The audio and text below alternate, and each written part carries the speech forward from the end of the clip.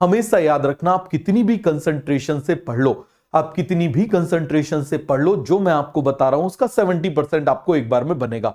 लेकिन जब आप उसका रिवीजन कर लोगे, जैसे मैं अगले दिन रिवीजन करा देता हूं, तो जब रिवीजन कर लोगे आप देखोगे वो बचा हुआ 30% भी हो जाएगा।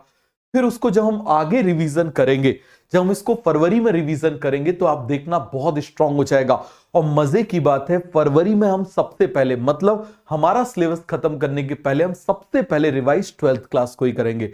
क्यों करेंगे? क्योंकि 12th क्लास सॉलिड हो गया तो आप ये समझना 12th क्लास के फिर हम क्वेश्चन ही क्वेश्चंस करेंगे और बाकी हम फिर 11th आराम से करेंगे हौले हौले।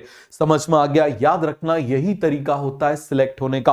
आप 12th क्लास को इतना ज्यादा स्ट्रांग कर लो रीजन, और इसमें यह गलती मत करना कि सर 12th क्लास तो लास्ट ईयर मान लो हमने आपसे लक्ष्य में पढ़ा था, या मान लो आप बोलो कि हमने पर्टिकुलर सर से ये फिजिक्स पढ़ी थी, ये केमिस्ट्री पढ़ी थी लास्ट ईयर, और इस साल सर क्या हम उसके वीडियोस जो है स्किप कर दें? नहीं।